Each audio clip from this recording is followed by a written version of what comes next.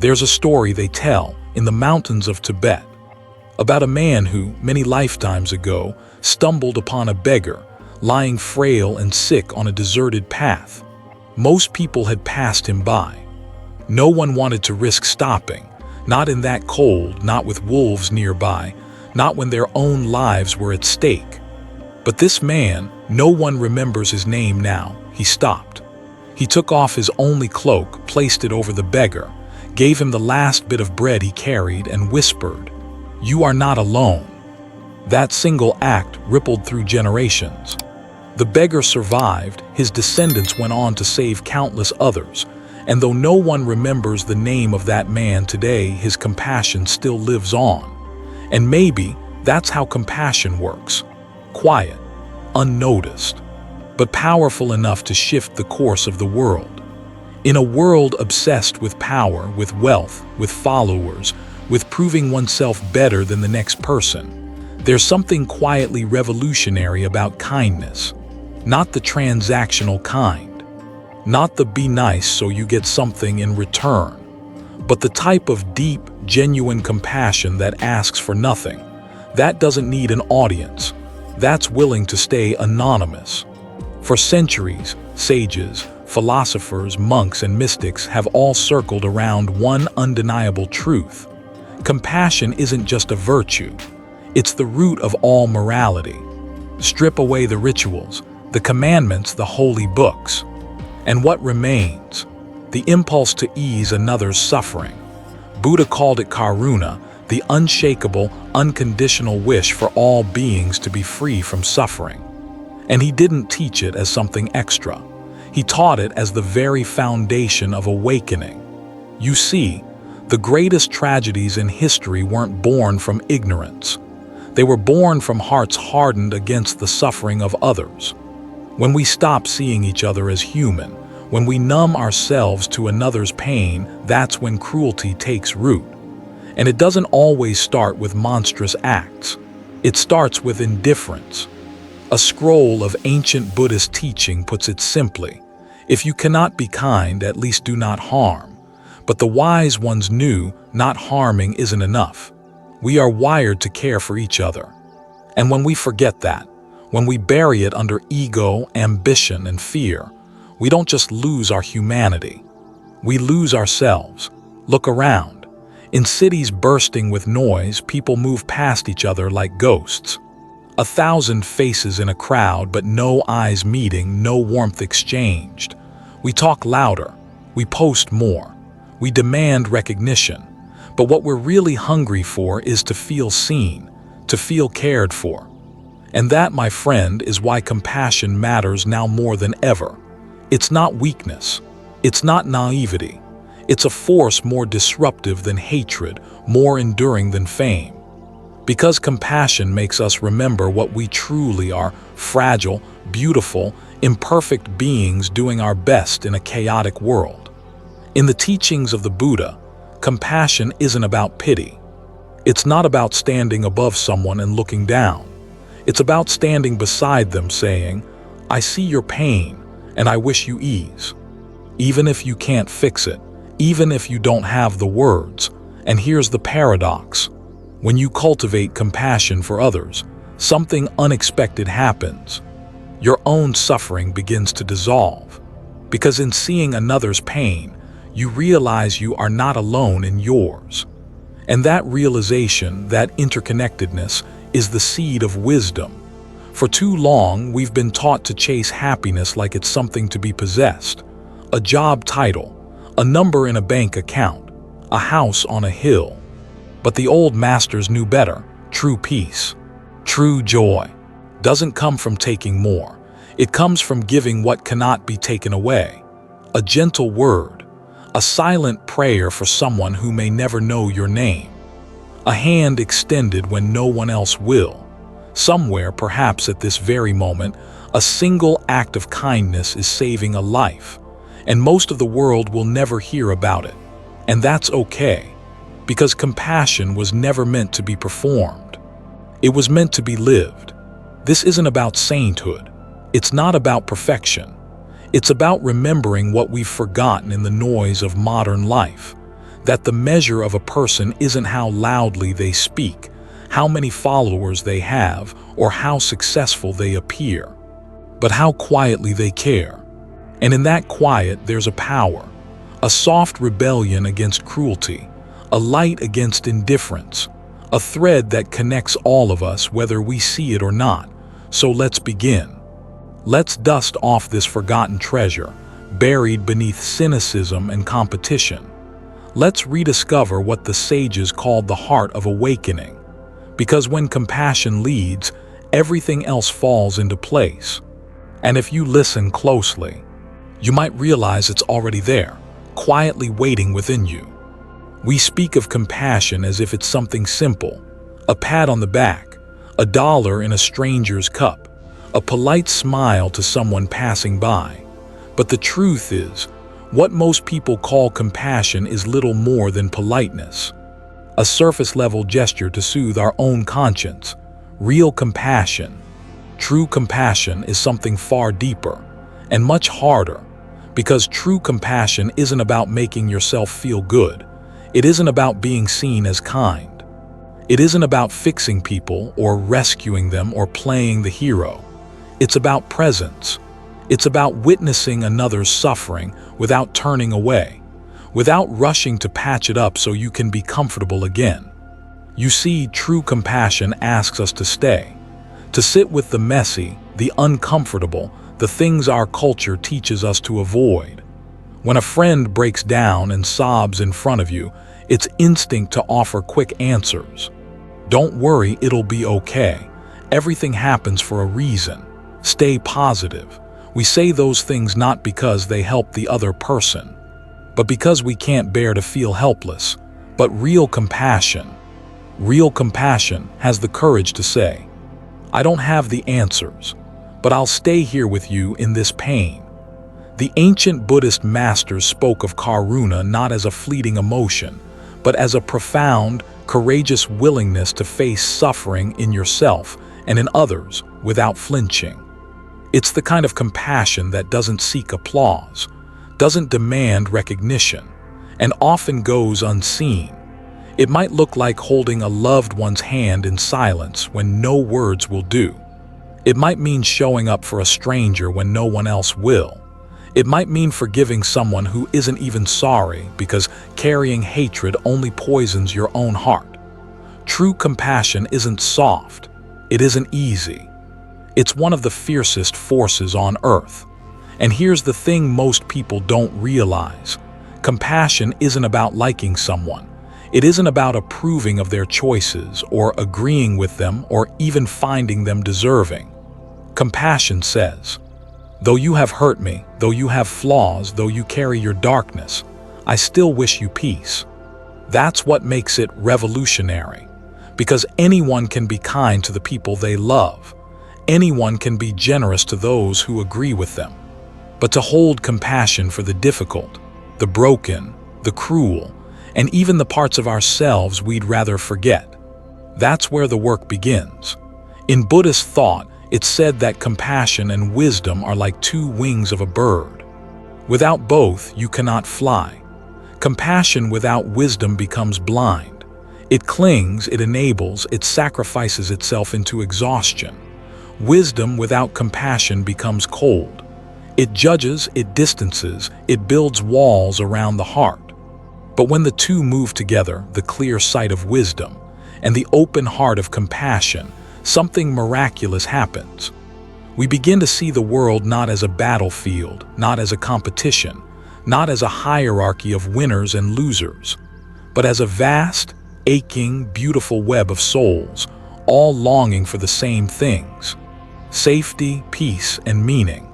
The Buddha once told a disciple, just as a mother would risk her life to protect her only child, so should we cultivate a boundless heart toward all beings, not just to the ones who make it easy, not just to the ones who love us back, but to the angry, the selfish, the lost, to hold them in the heart's gentle gaze while still seeing clearly their flaws. This is the high art of compassion. It doesn't mean becoming a martyr. It doesn't mean tolerating abuse. It means wishing peace even for those you must walk away from. And perhaps, most importantly, true compassion begins at home, within yourself. You cannot pour from an empty vessel. You cannot offer kindness while carrying secret contempt for your own reflection. The old monks knew this well. They would sit in meditation, breathing in the suffering of others and breathing out peace. But they would also turn that same tenderness inward, tending to their own wounds, forgiving their own mistakes, recognizing the frightened child within them. Because when you learn to hold yourself with compassion, not excuses, not indulgence, but honest, fierce compassion, you finally understand how to hold others. And in that understanding, you discover that compassion is not a transaction, not a tool for spiritual status, not a performance. It is a way of being, a quiet, unwavering stance in a chaotic world, to care, without conditions, to witness, without judgment, to stand by those in darkness, even and especially when no one is watching. This is true compassion, and though it's rare, and though the world may tell you it's foolish, it is the thing that heals, the thing that endures, the thing that turns ordinary lives into legends, even if no one remembers your name. There's a quiet truth that the old masters knew, one that most of us, chasing answers in this noisy world, have forgotten. Compassion alone is not enough. As beautiful, as tender, as noble as it is, without wisdom, compassion can become a trap. And wisdom, for all its clarity, without compassion turns brittle, cold, dangerous. In the ancient Buddhist texts it said, "Compassion and wisdom are like two wings of a great bird. Without both you cannot fly."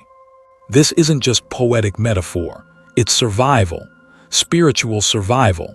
Because here's the paradox. If you only cultivate compassion, your heart can drown in the endless suffering of the world. You'll carry every burden, cry every tear, feel responsible for every broken soul. It'll wear you down.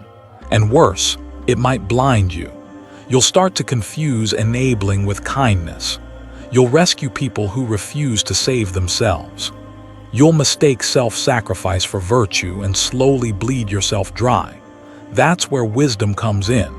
Wisdom teaches you to see clearly, to recognize what's yours to carry and what is not.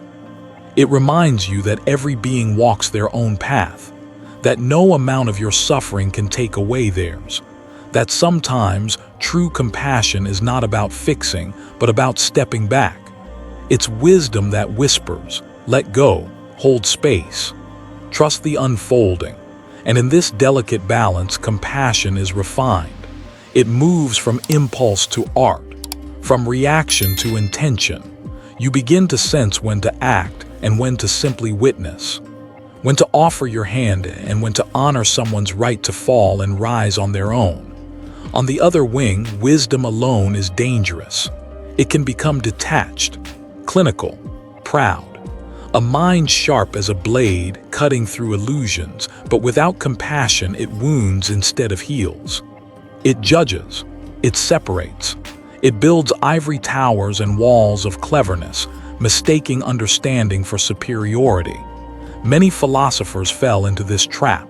Seeing the emptiness of the world's games, they withdrew, mocked the ordinary, dismissed the broken, wrapped themselves in intellectual armor. But wisdom without compassion is a half-lit world. It may see clearly, but it forgets to feel. And what is awakening without a heart? An empty echo in a vast, cold space. The Buddha himself taught this. In his own long search for truth, he went to extremes. He starved his body, denied himself pleasure, rejected the world. And yet it wasn't through discipline alone that he awakened. It was when, sitting beneath the Bodhi tree, he allowed both wisdom and compassion to fill him. When he saw the suffering of all beings and vowed not to leave them behind. That was the moment his enlightenment became complete. This is why compassion and wisdom must rise together. One tempers the other. One completes the other. Compassion keeps wisdom human. It softens judgment with understanding.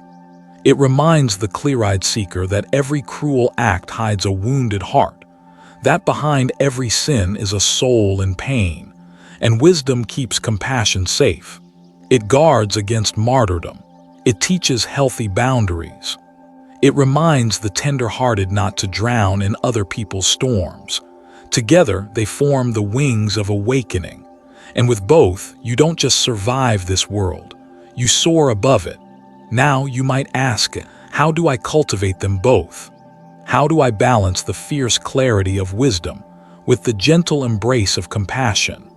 The answer lies not in grand gestures, not in retreats or rituals alone, but in small daily choices. It's in how you speak to yourself when you fail. It's in how you hold your anger when someone betrays you. It's in how you choose to listen, not to reply, not to fix, but to truly hear. It's in recognizing when your heart is closing and gently opening it again, even when it hurts, especially when it hurts. And it's in learning to forgive your own blindness. Because awakening isn't a finish line you cross, it's a lifelong unfolding. 1,000 tiny deaths of the ego, 1,000 rebirths of the heart. In time, you realize wisdom and compassion are not separate forces.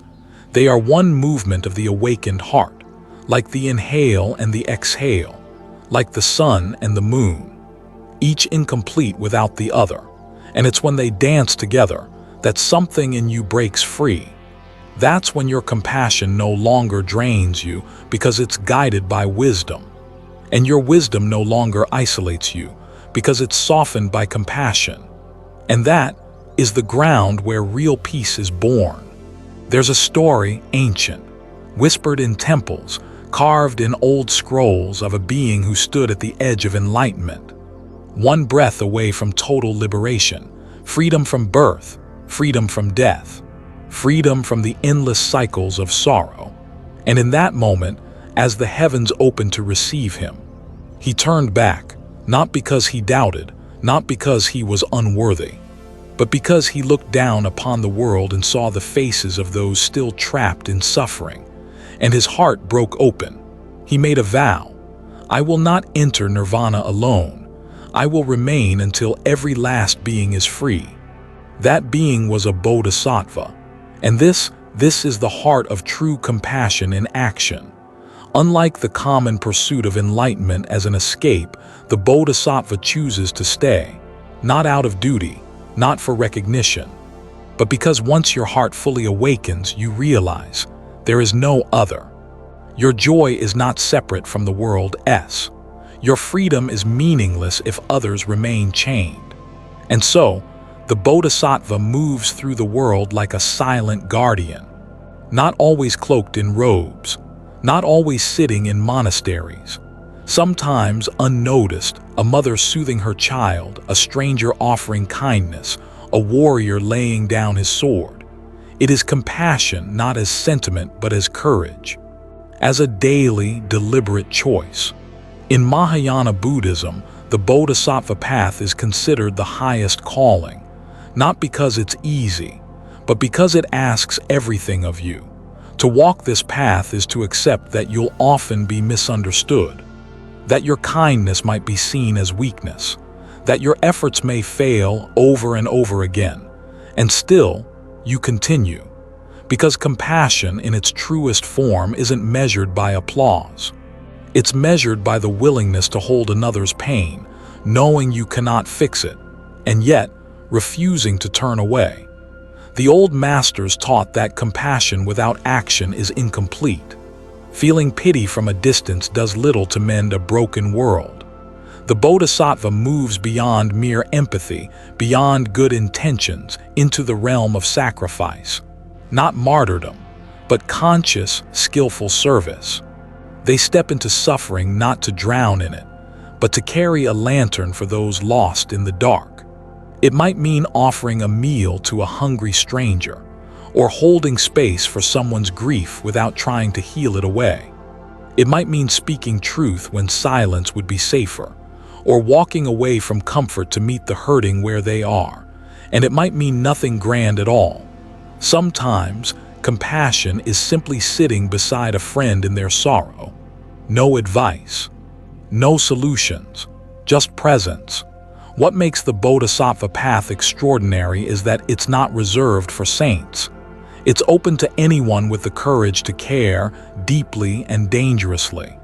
Anyone who chooses in the small, ordinary moments of their life to act with kindness, even when no one notices. It's the parent exhausted at dawn, cradling a sick child. The doctor who treats the homeless with the same dignity as the wealthy. The stranger who stops to lift a fallen bird from the road. Each act, a thread in a vast, invisible tapestry of compassion holding the world together. And yet the Bodhisattva does not act recklessly. This is compassion guided by wisdom.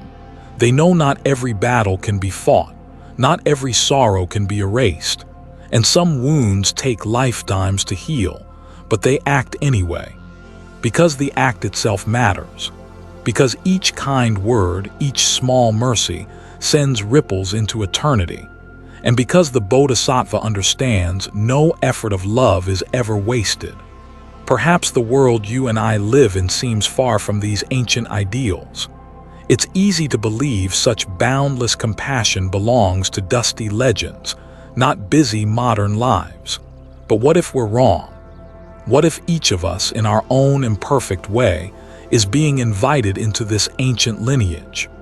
What if every time you choose gentleness over anger, forgiveness over pride, presence over apathy, you're walking the Bodhisattva's path, not for sainthood, not for recognition, but simply because the world hurts, and someone must care.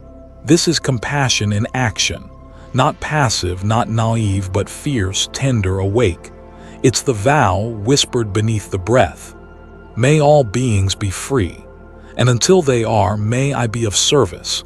And with every quiet act of kindness, every burden shared, every moment you choose love when fear would be easier, you honor that vow. And though no one may see it, the world shifts, a little more light enters the dark, and in that something holy stirs.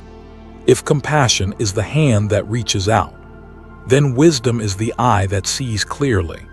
And at the heart of all true wisdom, one truth stands unshaken. The self, this I, this me, this mine we cling to, is an illusion.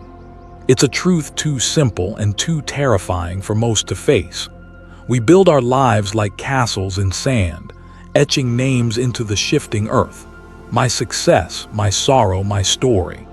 But the old masters knew, if you trace every sorrow, every fear, every cruelty in this world, you will find it anchored to one thing: attachment to the idea of a separate self. Compassion, in its purest form, does not flow from a self trying to save another self. It arises when the boundaries between you and me, mine and yours, begin to dissolve. It's like a wave realizing it is not separate from the ocean. When you see another's suffering, you no longer say, "That is their pain." You recognize it's ours, and something in you softens. Buddha called this understanding anatta, the doctrine of non-self. Not a denial of experience, but a release of the illusion that there is a fixed, permanent you navigating this life.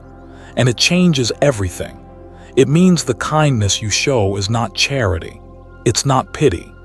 It's the natural response of one hand tending to the other when it's wounded. No credit, no debt, no separation. This is why the Bodhisattva vows to stay in the world of suffering, because there is no other to abandon. In lifting you, they lift themselves. In holding your sorrow, they hold their own. It is not self-sacrifice nor saintly detachment. It's a profound recognition. I am not separate from you. And once seen, it cannot be unseen. Our modern world teaches the opposite. It says, define yourself. Protect your identity. Defend your side. Label your tribe. But compassion asks, what if there are no sides? What if every border is a fiction? When someone hurts you, you might instinctively recoil. But the wise pause. They look deeper. They ask not why did this happen to me, But what pain must be inside this person for them to act this way, not to excuse harm, but to see the root, and in seeing it, loosen the chain of hatred that binds us both. Some fear that letting go of the self will make them weak. That compassion will turn them into doormats for a cruel world. But it's the opposite. When you drop the burden of ego, you gain something far greater than invincibility. You gain fearlessness. Because what can the world truly take from someone who no longer clings? What insult can wound you when you no longer build your worth from others' opinions? What loss can shatter you when you understand that nothing was ever truly yours? And from this unshakable center, compassion flows freely, not as obligation, not as performance, but as nature, like a flower turning toward the sun, like a mother reaching for a crying child, like the earth holding every footstep without asking who is walking. This is how ancient sages moved through the world, not grasping, not defending, not measuring their worth in praise or blame, and yet their presence healed everything they touched. Their words softened angry hearts. Their silence made others feel seen. Their compassion, effortless, unadvertised, became a mirror in which others remembered their own humanity. To walk this path does not mean renouncing your life. It means renouncing the illusion that it was ever truly yours to begin with. And in doing so, you'll find yourself more present, more tender, and infinitely more free. It begins in small moments, pausing before reacting, listening without needing to be heard, offering help without rehearsing how it makes you look. Each time you loosen your grip on me and mine, something vast and luminous opens inside you. A space where compassion isn't a choice, it's what you are. And slowly, quietly, you break the ancient chains, not of the world's making, but of your own. If compassion is a river, then what feeds its endless current? What keeps a heart open? Even in a world thick with cruelty, ignorance, and sorrow, the Buddha taught that a heart unguarded by wisdom will either close in fear or drown in grief. But there's a way to hold this world without breaking, to remain tender without being consumed. It lies in cultivating what the ancient texts call the 4 Immeasurables, 4 boundless qualities of heart that, once awakened, know no limit. They are loving kindness, compassion, sympathetic joy, and equanimity, 4 directions, 4 wings, a compass for those who seek to walk through life with an unshakable, open heart. Let's begin with the first, loving kindness metta. It is the simple wish, may you be happy, may you be well. It sounds modest, almost childlike, but it is the seed from which all goodness blooms. True loving kindness does not discriminate. It isn't reserved for those who agree with you or those who please you. It extends equally to the one who offers you a hand and the one who wounds you. Why? Because the wise know even those who harm are driven by suffering, and peace cannot be born from exclusion. Then comes compassion, karuna, not pity, not charity, but the natural trembling of the heart in the face of suffering. It's the silent ache you feel when you see pain, and the urge, however small, to ease it. Compassion isn't weak. It isn't soft. It's the courage to look directly at suffering without turning away. And sometimes, it asks you to hold what cannot be fixed, to be the steady ground beneath another's storm. The third is sympathetic joy, mudita, a rare and radiant thing in this world. It is the ability to feel genuine happiness for another's good fortune, to rejoice in their joy as if it were your own. Most hearts, tangled in envy or comparison, struggle here. But those who cultivate mudita are free, because they understand another's light does not dim your own. The happiness of others is not a threat, it's a reflection. Proof that joy still exists in this world and therefore can exist in you too. And finally, equanimity, apeka, the great balance. It is the steady flame that neither flickers in praise nor dims in blame. It sees the world in its entirety, joys, sorrows, gains, losses, and remains open, not cold, not indifferent, but vast, like the sky in which clouds of all shapes pass, yet none stain it. Equanimity protects compassion, because without it the heart can be overwhelmed. It reminds you, this too shall pass.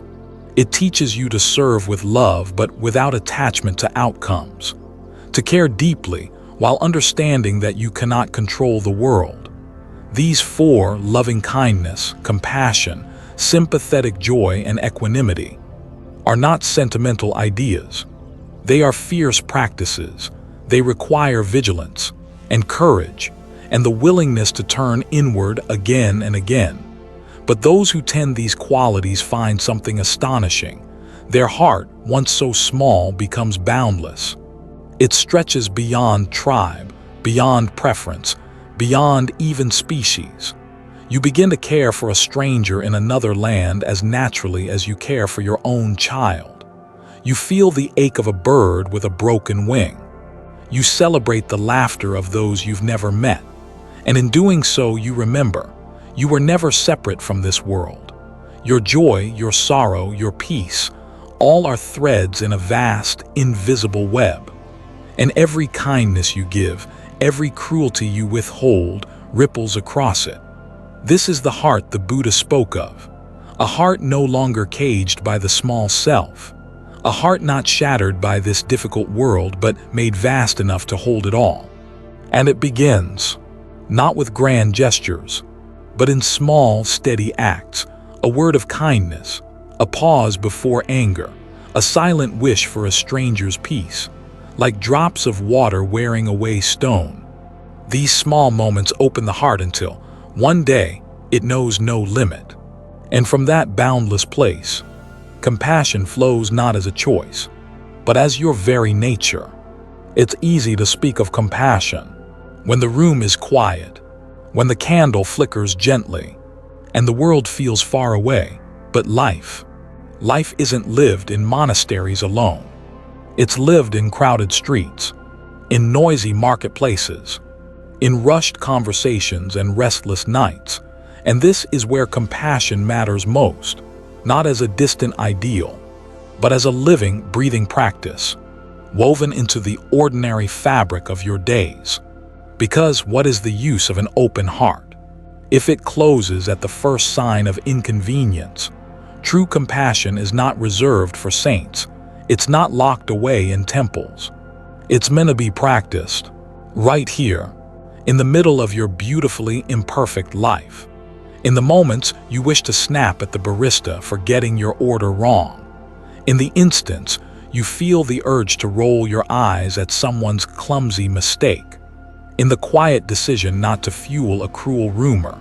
Compassion lives in those tiny choices, and though they seem small, their effect is immense, because every act of compassion, however ordinary, softens the world by a fraction.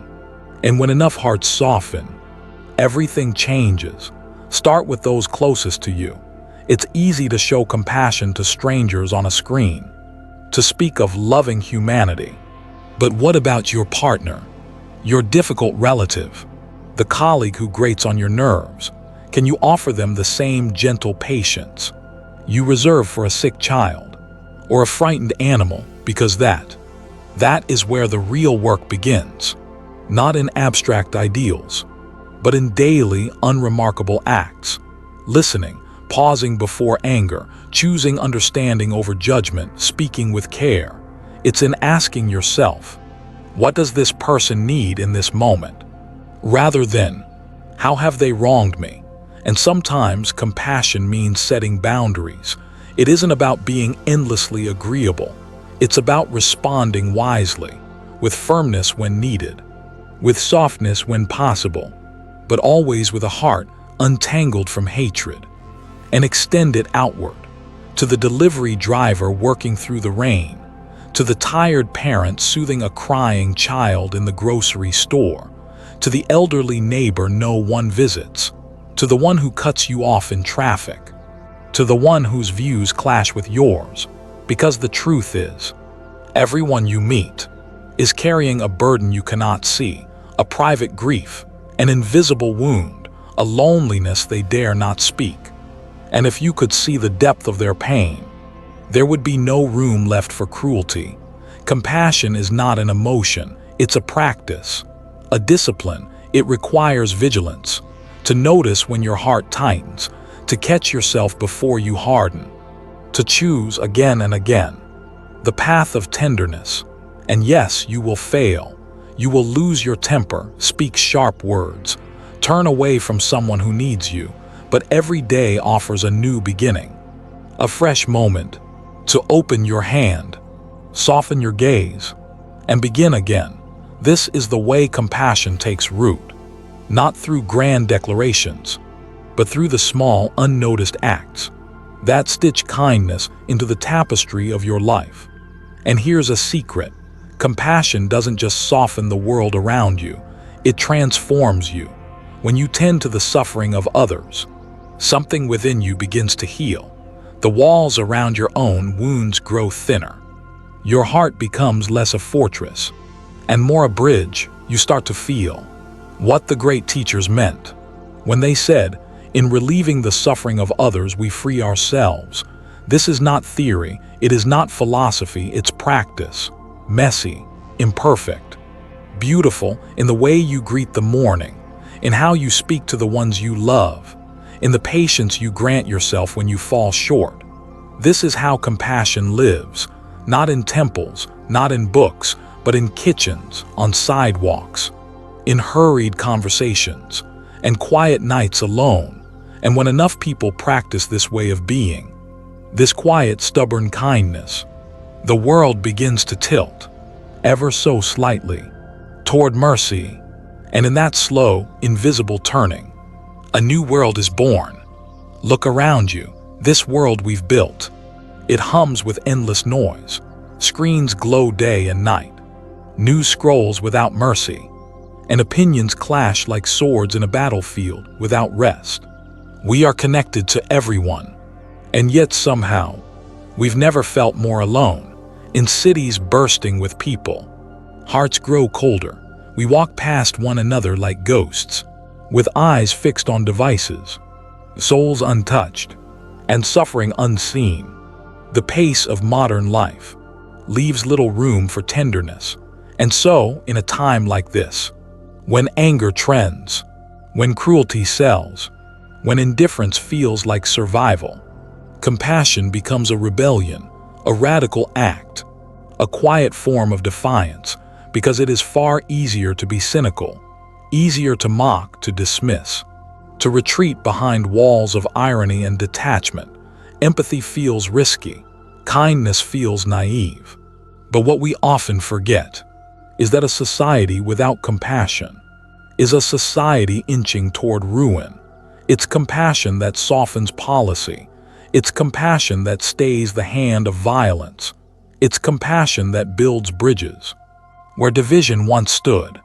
And history remembers the moments when kindness refused to be silenced, when a stranger sheltered another in a time of war, when a single voice spoke against injustice, when hands reached out to lift the fallen, not for reward, but because it was the only humane thing left to do.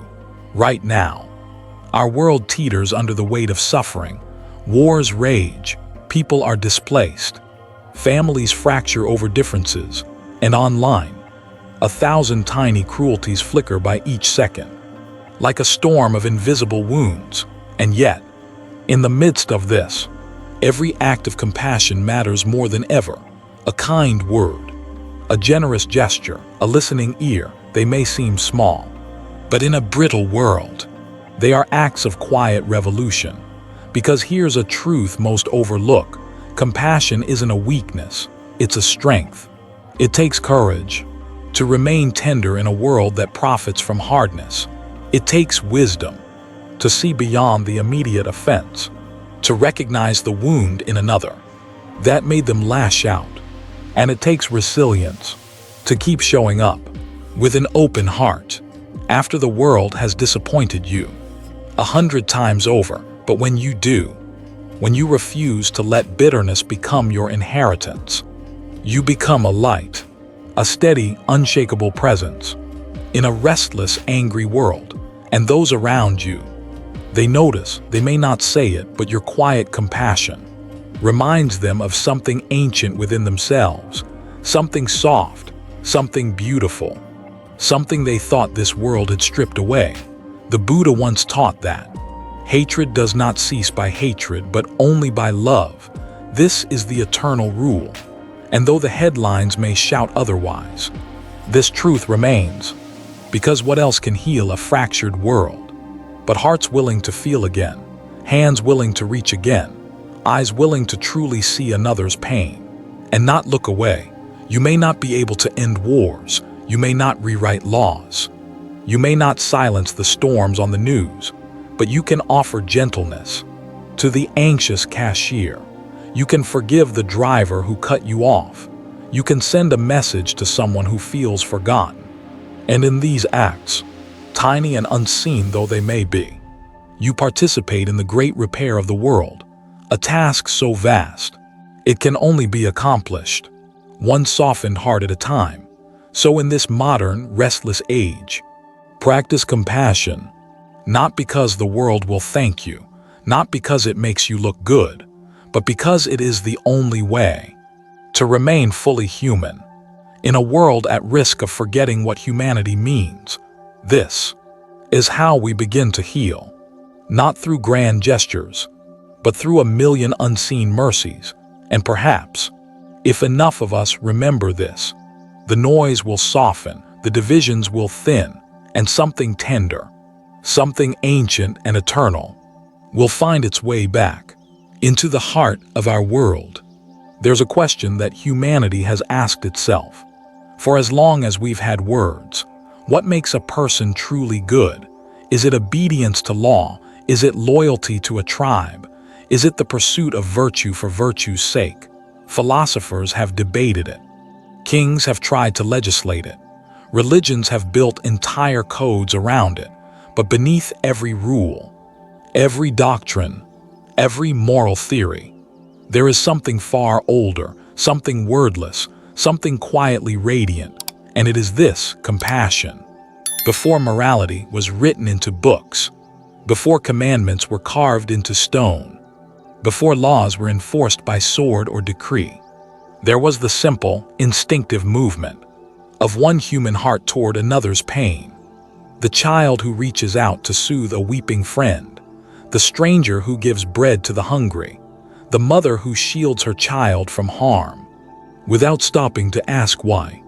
Long before philosophy, before ethics were debated in halls of power, there was compassion, and it is this immediate, unfiltered, uncalculated tenderness that forms the true root of every moral teaching worth keeping. Without compassion, morality becomes brittle, a rigid code wielded like a weapon, rules without warmth, justice without mercy, righteousness without wisdom. We've seen this in every age. When people, convinced of their moral superiority, commit cruelty in the name of virtue, history records those moments with a bitter clarity. When laws are enforced without love, when doctrine ignores the human face behind the rule, suffering multiplies. And that's because morality, devoid of compassion, ceases to be morality at all. It becomes control, it becomes pride, it becomes a performance, meant to elevate oneself while crushing another.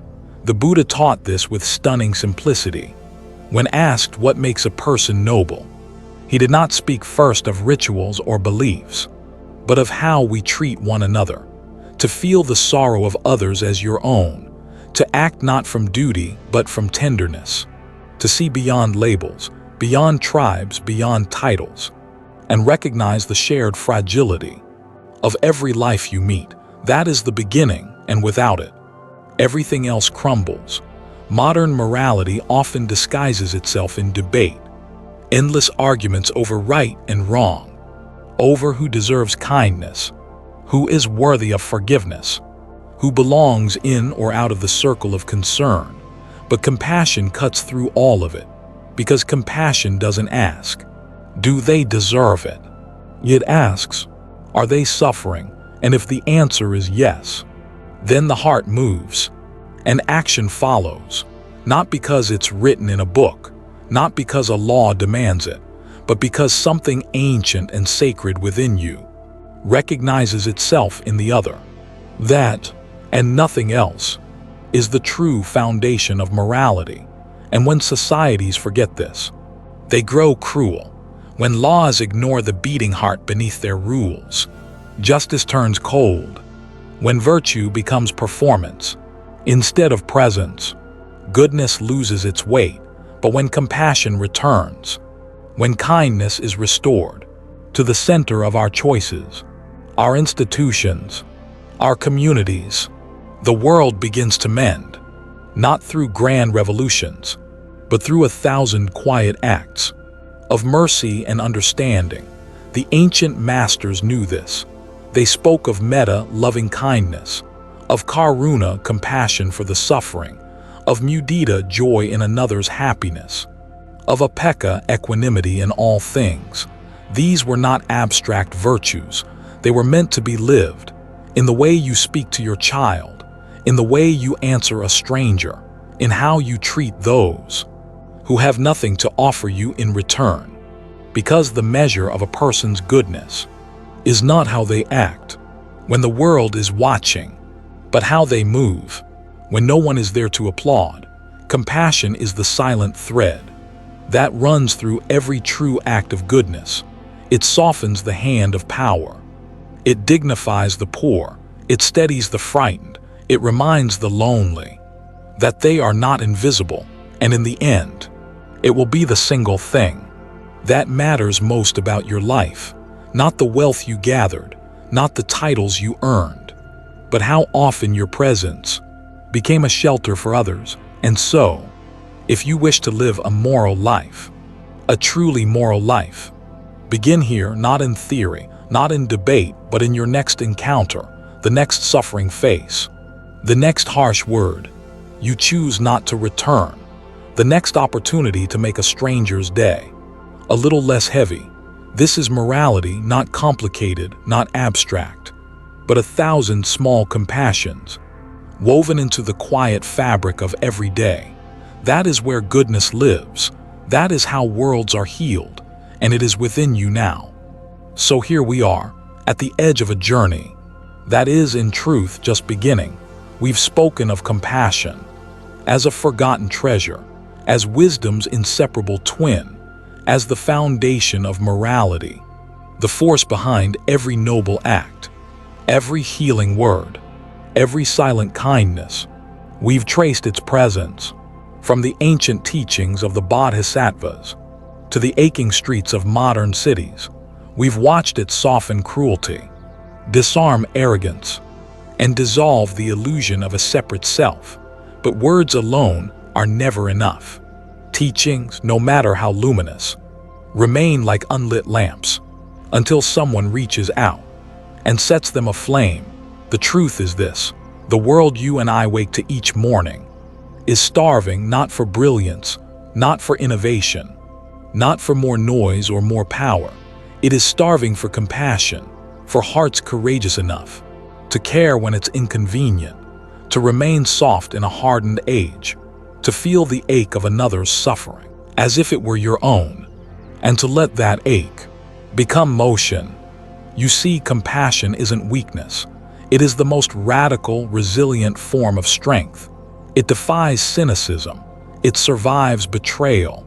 It rebuilds what hatred tears down.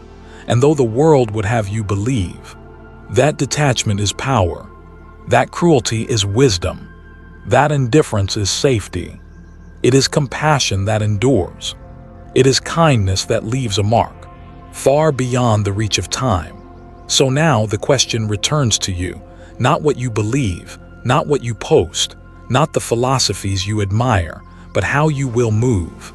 From this moment forward, will you let your heart stay small, shielded by fear, guarded by pride, or will you risk breaking it open again and again in the service of something greater, because this isn't a spectator's life. This isn't a philosophy to be admired. From a comfortable distance, compassion asks for your hands, your voice, your daily, ordinary courage. It calls you to the places where suffering hides in plain sight. The lonely neighbor, the anxious stranger, the friend who says they're fine, but carries a quiet storm within. It calls you to listen when no one else does, to forgive where others refuse, to offer warmth without expecting it returned. And perhaps most of all, it asks you to be tender with your own frailty, to offer yourself the same grace you would a hurting child, because a heart cannot give what it refuses to receive. The path of awakening is not an escape from this world. It is an ever-deepening embrace of it, not to be consumed by its chaos, but to stand within it as a steady, compassionate presence, a light in a place that has long forgotten its warmth. And you, yes, you, are capable of this, not someday, not when you are wiser, braver, or more accomplished, but now, in the smallest of ways, in this very breath.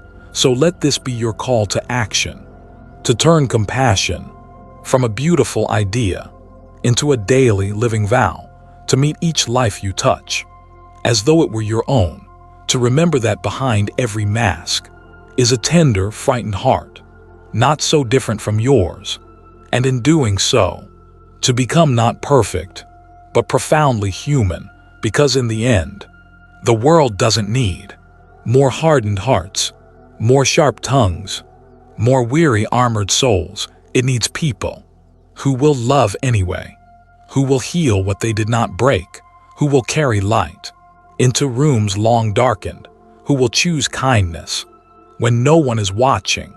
And if you are listening to this now, then you are one of them, not because you must, but because something ancient and wordless inside you has always known the way. So go not with haste, but with steady, quiet courage.